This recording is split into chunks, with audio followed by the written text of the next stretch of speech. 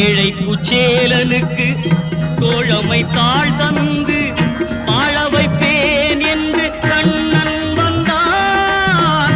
வாழ வைப்பேன் என்று கண்ணன் வந்தான். வாழிய பாடுங்கள் வலம் வந்து தேடுங்கள்.